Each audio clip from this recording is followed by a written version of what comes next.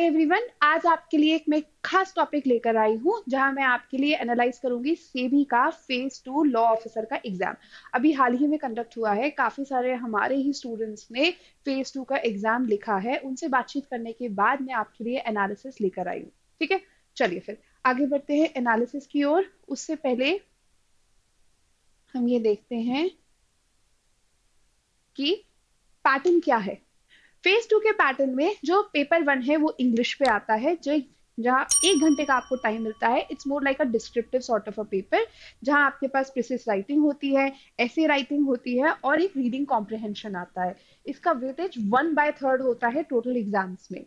और पेपर 2 में MCQ and descriptive both questions आते हैं, जहां आपके पास 70 एमसीक्यू आते हैं और 1 घंटे का टाइम होता है सॉल्व करने के लिए। वहीं डिस्क्रिप्टिव पार्ट में यूजुअली 3 से 4 क्वेश्चंस आते हैं, जिसके लिए अगेन आपके पास 1 घंटे का टाइम होता है।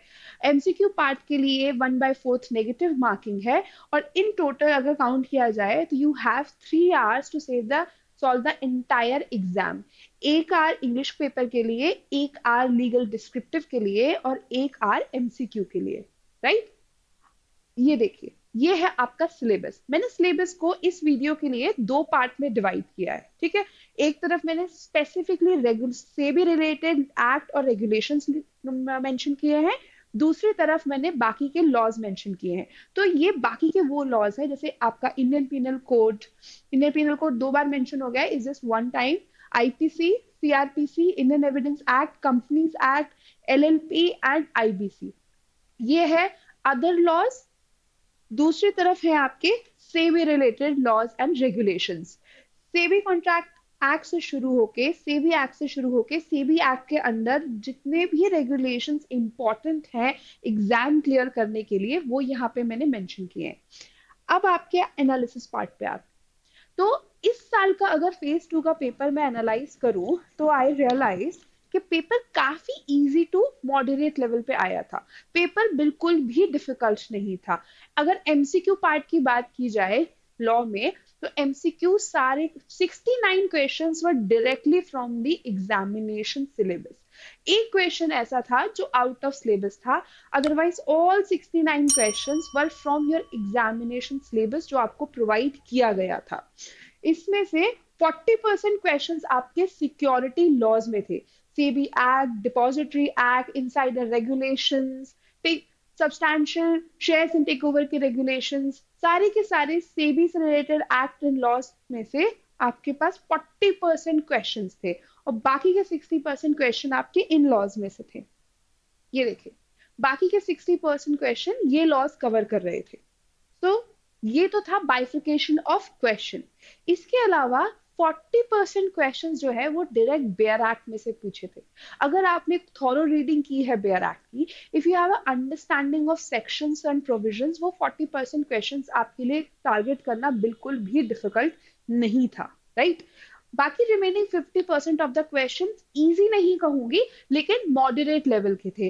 जैसे कि आपसे थोड़ा सा टेक्निकल, थोड़ा सा स्पेसिफिक जाके क्वेश्चंस पूछे गए थे कि भाई टाइम पीरियड कितना लगता है एप्लीकेशन फाइल करने में, या एक पर्टिकुलर पेनल्टी कितनी होगी। तो फॉर एन एग्जांपल, अगर आपको डीआरटी से, डेट रिकवरी ट्रिब्यूनल से, अगर डेट रिकवरी अपीलेट ट्रिब्यूनल में फाइल करना है एप्लीकेशन, तो आपको कितने टाइम पीरियड में फाइल करना पड़ेगा। तो थोड़ा सा डिटेल में जाके, बट वो भी डिफिकल्ट लेवल पे नहीं था। तो 50% of the questions were from that portion. 10% of the part of the question I would से वाज डिफिकल्ट। उसके लिए बहुत ही डिटेल में जाके, जिसने एक एक सेक्शन को बहुत बारीकी से पढ़ा होगा, वही ये 10% क्वेश्चन आंसर कर पाएगा। बट इन ऑल टोटल अगर आप देखोगे, 90% of the question paper was achievable।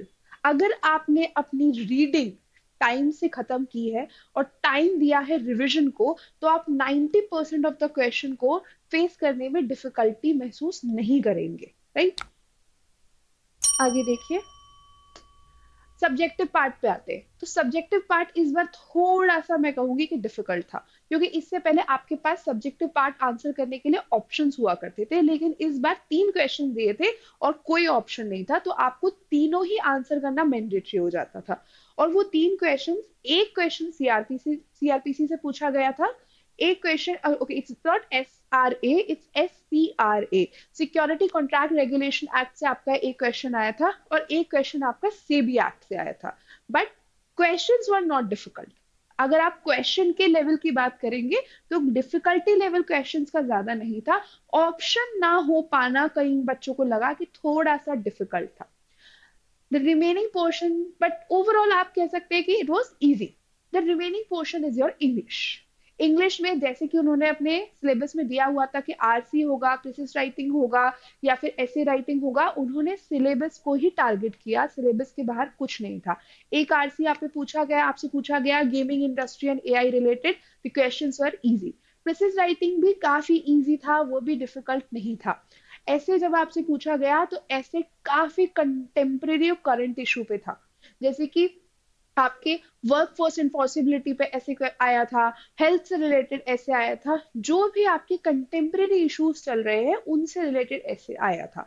अगर आप करंट अपडेट्स में फोकस कर रहे हैं और करंट अफेयर्स की रीडिंग आपकी कंटिन्यूस चल रही है तो ऐसे टारगेट करना was not much difficult. So overall देखा जाए तो इंग्लिश के पेपर की डिफिकल्टी भी इजी ही थी, it was not difficult. Expected cut off I would say कि कट ऑफ ज्यादा कम नहीं होगा, क्योंकि क्वेश्चन पेपर का level was from easy to moderate, cut off high ही जाएगा। Those of you are waiting for your result, please make up your mind कि आप उस कट ऑफ को रीच कर पा रहे हैं या नहीं। what my analysis was कि what was expected from you while preparing कि आप बेयर एक्ट, सेबी के एक्ट, सेबी के रेगुलेशंस हैंडी हो, आपको पता हो कि each and every section, each and every provision किस बारे में बात कर रहा है। अगर आपने वो प्रोविजन को डिटेल में पढ़ा है, अगर आपको टेक्निकलिटीज याद है, number of days, about the fees, about the application, about the limitation, तो आपके लिए पेपर अटेम्प्ट करना मुश्किल नहीं होगा। लेकिन इसके लिए बेयर एक्ट और रेगुलेशंस को काफी डिटेल में पढ़ना बहुत जरूरी है। अगर आप ये खुद से मैनेज नहीं कर पा रहे हैं तो यहाँ लीगल एज आफ्टर कॉलेज आपके लिए मददगार साबित हो सकता है। आपको कुछ नहीं करना है, आप हमारे वेबसाइट पे जाइए, आप एलएलएम का पोर्टल को ओपन करिए, वहां आपको आईबीपीएस और सेबी से रिलेटेड हमारे कोर्स मिल जाएंगे। हम आपको प्रोवाइड करते हैं 1-to-1 सेशंस, जहाँ पे लाइव सेशंस और रिकॉर्डेड सेशंस हैं, मॉक प्रैक्टिस पेपर। उसके अलावा अब कोई भी डिफिकल्टी होती है तो you can reach out to us during a mentorship programme and we also provide you further reading material. So कोई भी दिक्कत है, कोई भी परेशानी महसूस हो रही है, please reach out to us. ये था आपके सेबी के फेज 2 के पेपर का एनालिसिस। पेपर डिफिकल्ट नहीं था, बस जरूरत था टाइम के साथ इसको प्रिपेयर करने की, बेयर एक्ट पढ़ने की, रेगुलेशंस पढ़ने की। अगर आपने इसे अच्छे से पढ़ाई की है तो ये पेपर निकालना वाज इजी। हम आपके लिए ऐसे ही और वीडियोस लाते रहेंगे। अगर चैनल को लाइक और सब्सक्राइब नहीं किया है तो you are going to miss out on lot of things. Please like our channel and subscribe. See ya.